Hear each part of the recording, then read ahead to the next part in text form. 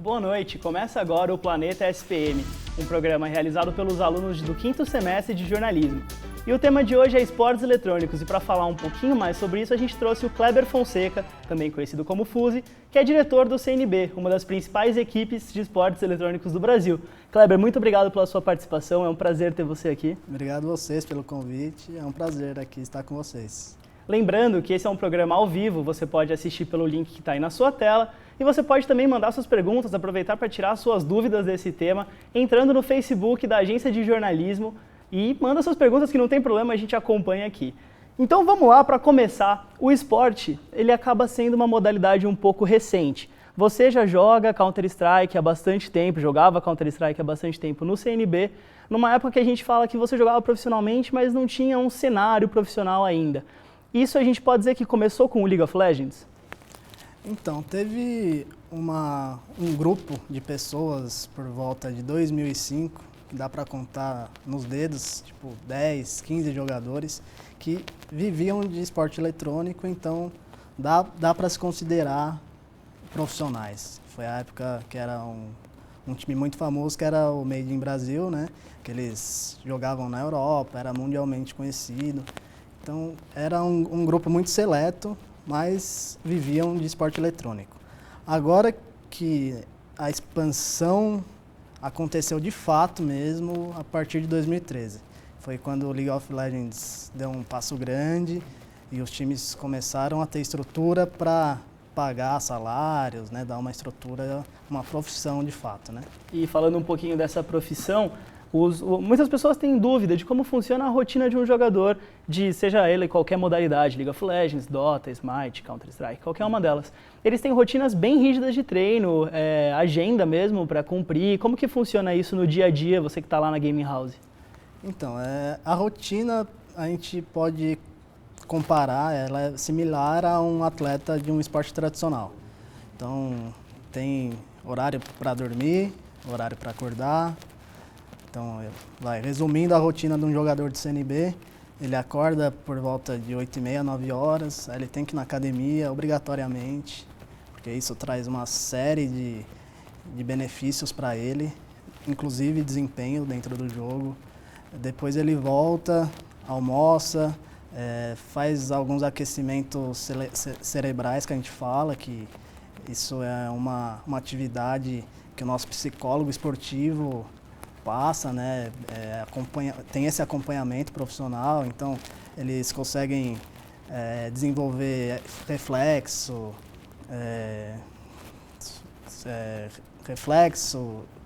habilidades metacognitivas, né? Isso.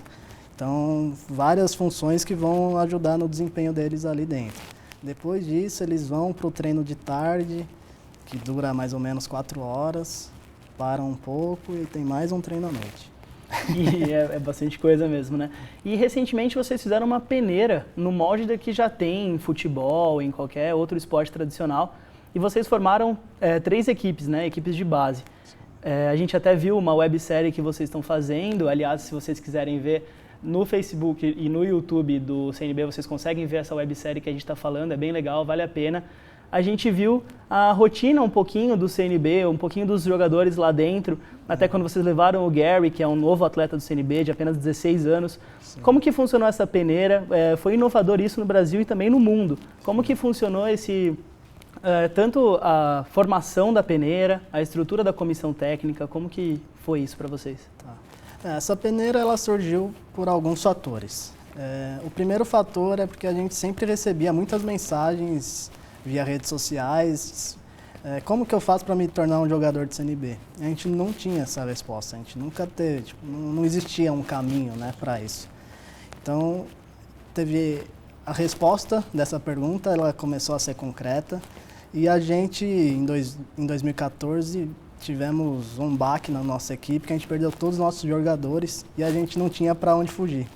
Ou a gente investia muito dinheiro trazendo pessoas da Coreia, da Europa, ou então a gente investia em talentos que não eram conhecidos até então e fazia um treinamento para que eles se adaptassem ao nível que a gente precisava. Então, basicamente, foi por esse motivo que a gente trouxe a peneira, né? E falando já do processo seletivo, o processo foram 3 etapas. A primeira etapa era um questionário onde a gente avaliava comportamento e conhecimento do jogo. A segunda etapa a gente avaliava o jogo em si dele, então teve vários jogos que teve a nossa comissão técnica acompanhando para ver quem se destacava mais. E por último, uma entrevista de trabalho mesmo, onde a gente via se ele tinha disponibilidade, se batia mais com o perfil que a gente procurava mesmo, até que a gente selecionou os 10 novos jogadores, que se juntaram a mais 5, que já faziam parte do nosso time de base, e agora nós temos 3 times de base, separados por níveis. E é bem interessante que nessa peneira vocês contrataram pela primeira vez uma garota, né, a Vitória. E como é que foi isso para a equipe mesmo, a contratação de uma garota?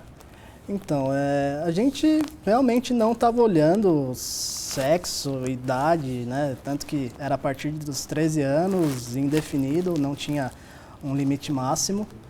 E a gente se surpreendeu, né? Tipo, da primeira etapa que passaram 100 pessoas, tivemos 3 meninas. E dessas 3, realmente tinha a Vitória, que a gente viu um potencial incrível nela, ela que fez 15 anos até no dia da cerimônia de apresentação. Ela é super novinha, mas tem um desempenho incrível mesmo. Foi um puta presentão para ela, né? Quem não sonha em ser um atleta profissional. E até para falar disso, a gente tem aqui uma pergunta das redes sociais. Lembrando que todos vocês podem participar, mandando suas perguntas, tirando as dúvidas no Facebook da Agência de Jornalismo da SPM. E a pergunta é do Matheus Lima. Ele quer saber o que pode ser feito para se tornar um atleta profissional se ele não for conhecido. O CNB teve a peneira, a Cade agora está fazendo uma peneira também com jogadores de elo um pouquinho mais alto, então normalmente já são conhecidos na solo kill, como a gente chama, né? E como que uma pessoa que não é conhecida pode se tornar um atleta profissional? Então, até então, antes das peneiras, o jogador tinha que estar no ranking do jogo, onde basicamente tem lá os 200 melhores, e os times ficavam de olho nesse ranking. Então, a gente via um ou outro que se destacava mais, chamava para um teste, e aí se fazia a contratação, né? Agora, nós temos esse caminho, que é o caminho das peneiras, né? Então, o CNB já fez 2 edições, a Cade abriu recentemente, está rolando, né? Então, o caminho para se tornar um jogador profissional agora está mais concreto. Mas, basicamente, tem que ter muita dedicação, assim como qualquer coisa na vida. Sim, com certeza. Gente, o nosso primeiro bloco fica por aqui, mas não se preocupem porque daqui a pouco a gente volta e fiquem ligados, porque a gente vai conversar no Skype com um jogador do CNB, que é o Felipe Noronha, também conhecido como Yoda. Fiquem ligados, pessoal, até daqui a pouquinho.